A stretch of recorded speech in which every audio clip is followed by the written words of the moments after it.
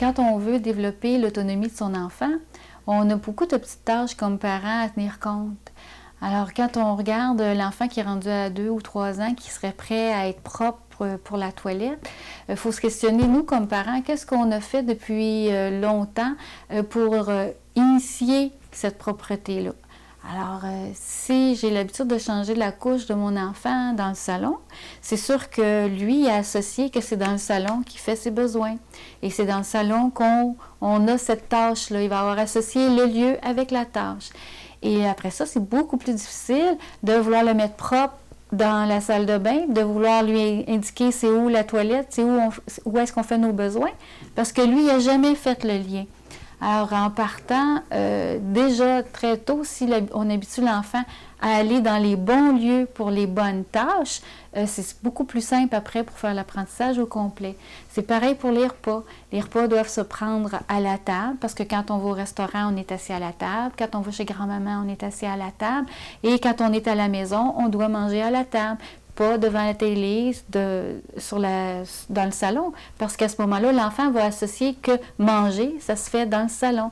Et manger dans le salon, peut-être que c'est bon pour les friandises, mais le vrai repas, à ce moment-là, ça devient toute une confusion pour l'enfant de comprendre pourquoi tout à coup on peut, puis tout à coup on ne peut pas.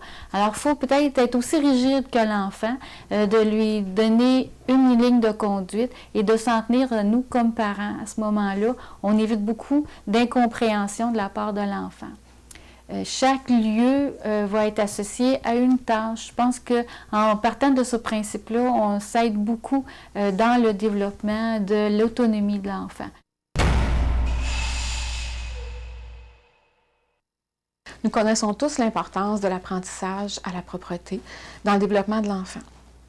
C'est aussi crucial pour les enfants autistes, mais parfois beaucoup plus difficile. Il faut se rappeler que, par contre, que c'est un pas de géant vers l'autonomie et c'est surtout une belle occasion d'apprendre des habiletés de base. À cause de sa rigidité et de sa compréhension de la réalité, l'enfant autiste fait des liens. Depuis sa naissance, on lui change sa couche pour lui. Il fait toujours pipi dans sa couche. Quand vient le moment de lui enlever et de l'amener sur une toilette, cela peut être traumatisant pour lui, d'où l'importance de faire cet apprentissage de façon graduelle, tout en ayant en tête de diminuer nos attentes. Si l'enfant ne veut pas entrer dans la salle de bain pour le changement de couche, il faut quand même l'amener puisque de toute façon, il doit au moins commencer par associer l'endroit. On ne change pas de couche dans la cuisine. Plusieurs solutions sont possibles.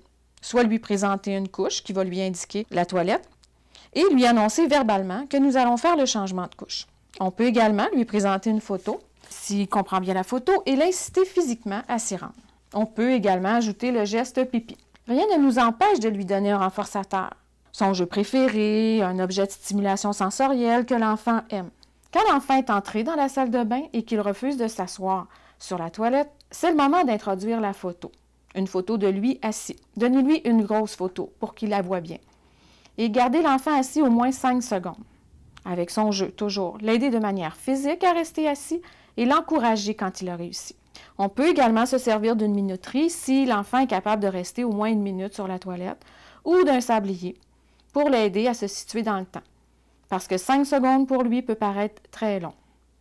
On peut également compter jusqu'à 5. On doit refaire cet apprentissage aussi longtemps que l'enfant paraît confortable, c'est-à-dire plusieurs fois des heures régulières quand c'est possible. Cela donne la possibilité de mieux observer quand l'enfant fait son pipi. On peut attendre jusqu'à 10 jours ou plus avant d'augmenter la demande de faire pipi dans la toilette. Il faut être patient, constant, mais toujours rester confiant que l'enfant va réussir. Les réussites sont toujours possibles quand on diminue nos attentes. Afin que l'enfant puisse faire pipi dans la toilette, s'assurer d'abord qu'il boive suffisamment d'eau. Faire couler l'eau du robinet. Mettre les pieds dans un bac d'eau.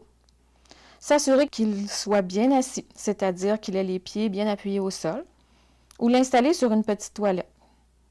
On peut également mettre un siège sur la grosse toilette. Lui offrir un modèle physique, papa, maman, frère, sœur. Pour commencer l'apprentissage, profitez de la période du bain. C'est un moment que l'enfant aime. Je fais pipi, après je vais dans le bain. Profitez également de cette occasion pour faire participer l'enfant aux séquences d'autonomie, c'est-à-dire baisser son pantalon, enlever sa couche, lui faire jeter sa couche dans la poubelle, remonter son pantalon. Encore une fois, les moments de la vie quotidienne sont toujours des moments pour augmenter l'autonomie de l'enfant. Et c'est aussi le moment d'introduire la petite culotte. L'enfant sentira plus facilement s'il est mouillé. Rappelez-vous que quand vous entreprenez l'apprentissage à la propreté, allez-y de façon graduelle et par étapes. Donnez-vous du temps, soyez indulgent envers vous-même, mais surtout, ne lâchez pas.